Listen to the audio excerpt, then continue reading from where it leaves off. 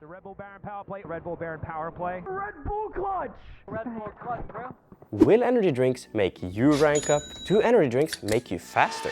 There's a lot of marketing, misinformation, and most importantly, money. Here comes the money. Surrounding these power potions, boosting beverages, efficiency increasing thirst quenchers. What? But don't fret, we are here to find out if these will make you aim better.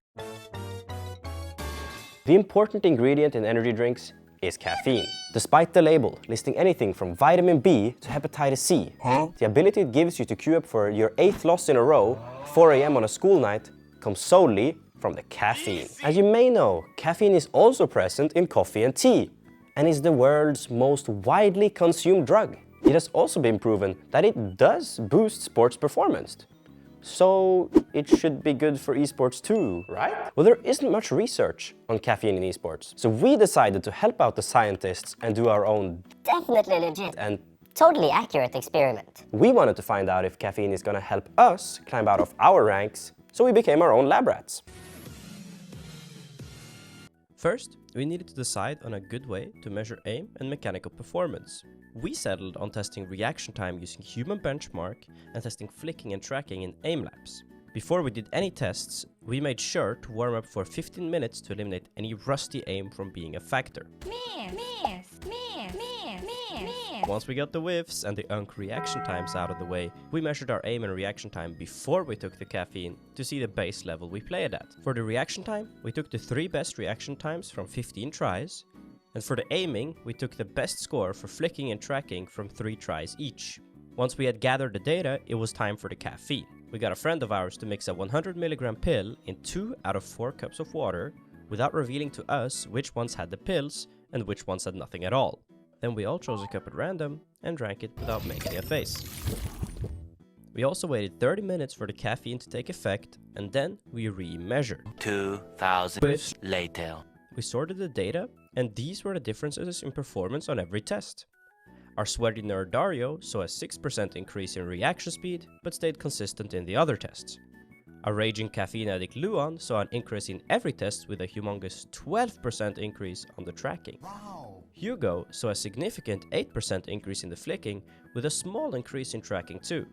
And Adam worsened by 6% in both reaction speed and flicking, while improving 5% in tracking, just to spice up the results a bit.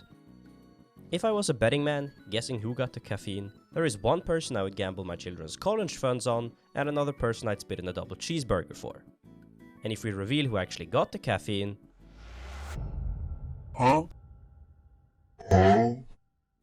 we can see that my kid might not go to college, but at least he can serve me 2 double cheeseburgers, as I got the most important bet correct. Yeah, buddy! Looking at the result, it's clear that we have one who is hardstuck, born to never improve, one who got the caffeine and improved, one who got the caffeine and lost connection from his brain to his hands, and lastly, a schizophrenic placebo abuser being so addicted to energy drinks that the thought of having caffeine in his bloodstream is enough to see improvement.